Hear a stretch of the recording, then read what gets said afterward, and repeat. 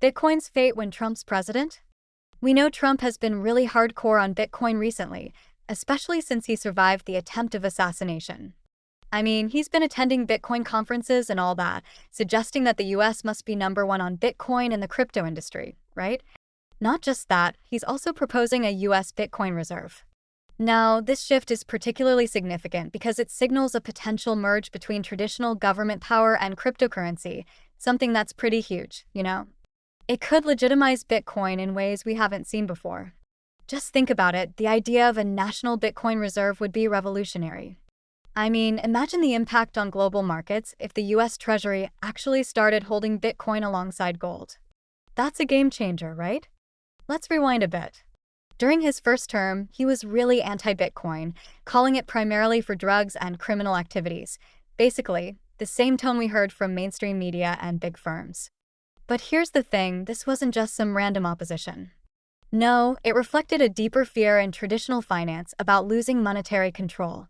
Think about it, the Federal Reserve, Treasury, and major banks saw Bitcoin as a threat because it offered an alternative to their monopoly on money creation and transfer.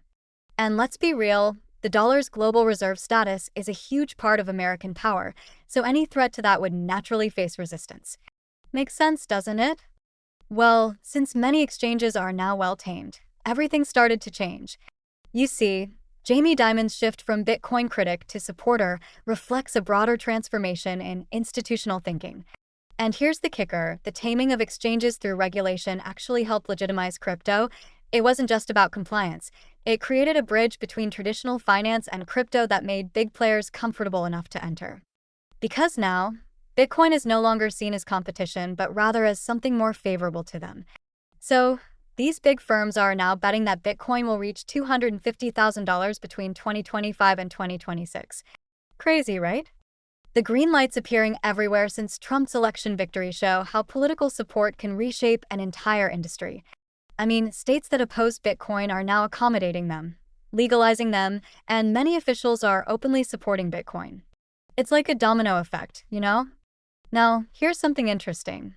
If we take a closer look, during Trump's run for presidency, many of his donors were crypto supporters who are now being assigned important posts by Trump. In some sense, you can tell they really went full green light for Bitcoin. And this tells us a lot about what's coming. These aren't just random appointments. Think about it, when you have people who understand and support crypto sitting in important government roles, they're going to push for friendly regulations and new ways to integrate Bitcoin into the financial system. It's like they're building a crypto-friendly team from the inside out. And this ties right into what's happening with the states, too. You have states that were against Bitcoin suddenly changing their tune, making it legal, setting up friendly rules. It's like a domino effect. Once these Trump-connected crypto supporters started getting influence, you see all these positive changes happening at different levels of government. They're not just talking about supporting Bitcoin anymore, they're actually making it happen through policy changes. This shift goes beyond just accepting crypto. It's about states competing to become crypto hubs, setting up favorable regulations to attract blockchain businesses, mining operations, and crypto investments. The crypto supporters in Trump's donor base getting important positions could lead to fundamental changes in how the US approaches digital assets. Imagine crypto-friendly policies at the SEC, Treasury, and Federal Reserve. Big stuff, right? Now, one thing that's really interesting to point out is this. Bitcoin was really worthless in the past. I mean, they were just nothing but a string of numbers created through calculation solving. But here's the real game changer. When more people started getting involved and exchanges made Bitcoin accessible to the public, something fundamental shifted. You see, Bitcoin wasn't even possible to trade publicly in the early days. The real value isn't just in the mining or calculation solving anymore, it's in how Bitcoin can now be traded openly and easily by anyone. That's what created this strong price floor that's hard to break. Now, let's compare it to Litecoin.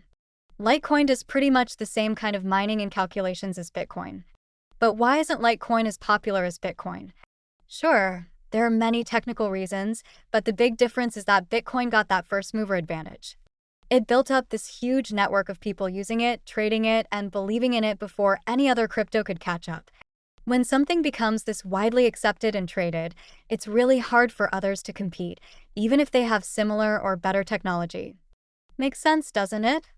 Looking at Trump's presidency, we might see more than just ETF approvals. His administration could push for integrating Bitcoin into the traditional financial system.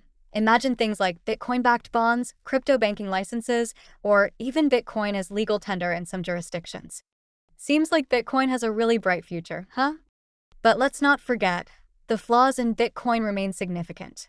The shift from digital currency to digital gold narrative happened because Bitcoin's core limitations, slow transactions, high fees, scalability issues, proved harder to solve than expected. Even with Layer 2 solutions like Lightning Network, Bitcoin still struggles as a payment system.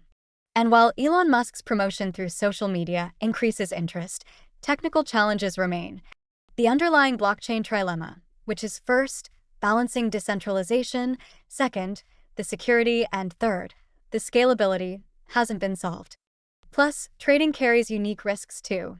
The crypto market's 24/7 nature, leverage trading, and susceptibility to manipulation make it particularly dangerous for inexperienced investors. So, while the future looks bright, there's still a lot to figure out.